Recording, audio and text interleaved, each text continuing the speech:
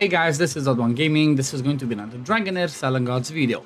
In today's video, I'm going to show you the team that I used for the Resurgent Dragon that focuses around a poison comp. And the reason I'm sharing this one is because there's been a few comments of people asking me what team did I actually use. And, they want to see the timings and all of that. And that's what I'm going to show you, right? The cool thing about this team that I really like is the fact that there's no exclusive legendary, right? There's no Lothair in here, Lothair with his exclusive artifact, which are kind of like the top tier ones, but I do require some specific legendaries to, do as much damage as I did. So let's check this one out.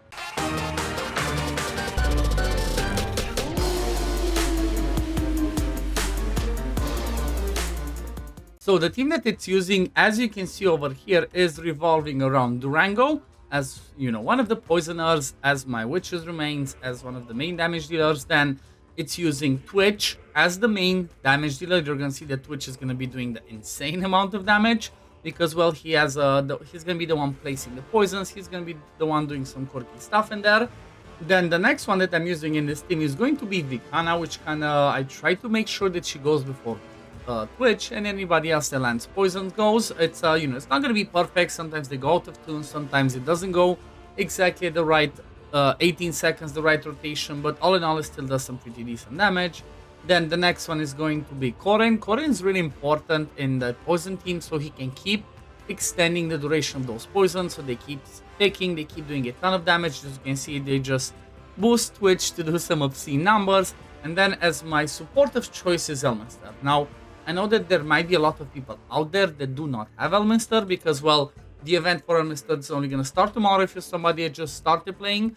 However, if you're somebody that's been playing, for a while or have played before, then if you have Elminster, 100% want to use him in this team because, well, this team does good. You see, like 5 minutes to go, I already hit the 200 million. So this team does around 230 million, I think, but I guess I'm going to come back at the end of this, or let me just do the easier thing. Let me just back out and do a kind of like a quick team, right? A combat simulation, just so you see exactly the damage that this team does. And then we're going to go over the timings. We're going to go over the builds and all of that to see how you can boost this to the maximum, right? I'm quite sure there's going to always be some more improvements, more things that can be tweaked and whatnot. But you can see I get to 230 million. Some people might have died like 30 seconds or a minute before the end, but it's still the 230 million, and I'm pretty happy with that.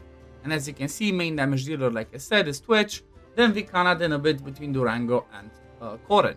Now, let's have a look at the skill timings. Again, the skill timings are not going to be perfect, not going to be ideal. Maybe some of the talents I should try and switch up with anything else that gives me some more ultimate energy so I can remove the boss's stacks, because this is really important, right? This boss has the power of rage that negates power of dragon rage. You want to either push his ultimate energy back, or you want to boost yours several times or at key moments, so that you make sure that you pretty much remove this before the boss does the ult, so he goes into a weakened state. But if I look at the skill timings, the way that you see I have my team is I put them on a 16.5 recharge time. Now, is that going to work? Is that going to be perfect? Maybe not, but this is kind of like with the boss entering the weakened state for 3 seconds, plus the 30 seconds, the full rotation, that's 33. If you divide that by 2, it gets to 16.5. So this is, ideally what you want to get at. It might not work again, because, everyone's at 20, then you get 10% ultimate energy when the puppeteer goes, but it still might not be perfect. However, this is how it works.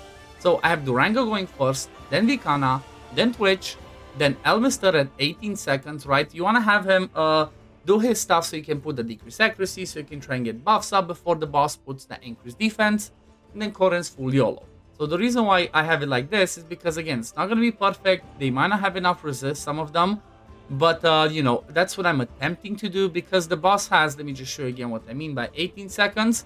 So the boss does an AoE hit, dispels one buff. If 2 or more heroes have no buffs after dispelling, the boss gains defense up for 30 seconds. And you obviously do not want the boss to have that. Again, it might not be perfect, it might not work ideally. Maybe one thing that I should have done is I should have done this, and this might even, let me just quickly boost it, or like swap it around a little bit. Let me see what's the highest enlightenment skill haste I can get in a resist build, because because what you want to do is you want to make sure that you have as many people resist the boss's buff remover, so you have as many buffs up in order to take full advantage of this rotation, right? Of this rotation and full advantage of not having that defense up. So let me just try and swap this around so I can get my core and some resist, and we can run it again, and then I can show you the builds. Okay, so I tried to do a little bit of a swap to put more resist, and it kind of looks like the damage, you know, went down, unfortunately, not up. But let me just go ahead and show you the builds. First of all, start with talents. You're going to see Corin down the middle side, bottom side for Durango, Elminster down the bottom side, Twitch top, and Vikana middle as well. When we're talking about builds, I had my Corin. Honestly, most of the thing that you care about Corin is to have as much skill hits as possible, because you want him to go with that ultimate as often as possible, so he can keep extending the duration of those poisons. That's kind of his main role. And he's also going to be in the Brotherhood Spirit, because I'm hoping that he goes every 18 seconds, and he should pretty much every 15 seconds, and he should pretty much do that, which means Brotherhood Spirit bonus is going to be up most of the time. For that reason, Rift Hourglass is going to be ideal for him. Then we're going to look at Durango. He's going to be in Witch's Remains plus Puppeteer's Inspiration. He's going to be the one that hopefully is going to be boosting our ultimate energy if he does cast this one. Unless it's, you know, this one might get blocked by the boss's Power of Rage having that one up. If that's going to be the case, you might need to try and maybe swap around some of these, talents to see if there's any other talent that gives you ultimate energy. So for example, this one, cast an ultimate, dispels our status from hero, increases ultimate skill damage. Wait, no, that's ultimate skill. But still, have a look around, see. I'm not even sure there's anything that that can boost the ultimate energy from what I look here. At least from the poison people, it kind of seems like they all share the same thing, so it might not be the case. Just the only one's gonna be Elminster. So, you know, anything that can push back or increase your ultimate energy is gonna be helpful. But the other builds are gonna be Elminster, like I mentioned. He's going to be in the Pot of Tides, because this one's going to give us some healing every time he resists a debuff, and also gave him the Prismatic Cloak, so he has a chance to reflect that decreased attack onto the boss whenever he does it, so you're kind of covered when the boss does the ultimate to try and have that, decreased attack. But another good idea could be trying to go with this one, right, with the Aurelium Vest, because since he puts down the, since he puts the shields on his battle skill, that means you're going to be taking a lot less damage. So the Aurelium Vest might be the ideal one. Again, I've not tested this extensively because, you know, I just tried to do some decent damage, see where I can compete, and it kind of showed that I cannot go a lot higher, but it kind of seems like, you know what, damage went up by having the Aurelium Vest, so that might be the better option for him. But let's move on to the next one. So the next one in the team is going to be more damage dealers, because I already showed Durango, Elminster, and Corin. Then we're gonna have Vikana. Vikana is going to be using the Rukir's Boomerang, so every time she lands a poison, she has a chance to trigger Poison Explosion, therefore more damage. She's gonna be all about Enlightenment and attack. You're gonna see Enlightenment over here, attack percent over here, more Enlightenment, and then some accuracy, because you want to try and land some of the poisons with her from this one. But honestly, she's not that, you know, important about landing poisons. She's mostly about doing this derivative damage over here and then triggering the Poison Explosion, plus her passive. Poison damage dealt by allies has its interval reduced by 2 seconds, which means it's going to take more often, therefore more damage from Twitch.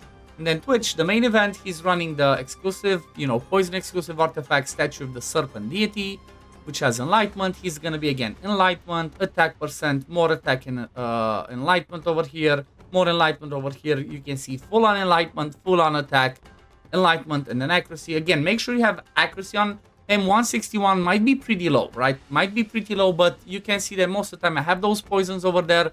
You ideally want to have, because it requires 332 minus 90, so you need around 240. So I'm kind of like 80 short, so maybe I should try and get some more. But you know what? If it's working, I'm not going to change it, and this is what I'm sharing with you. This is what worked for me, so hopefully the same thing is going to work with you. By the way, maybe by the time you see this video, there's going to be, you know, a thing. You see the code up there.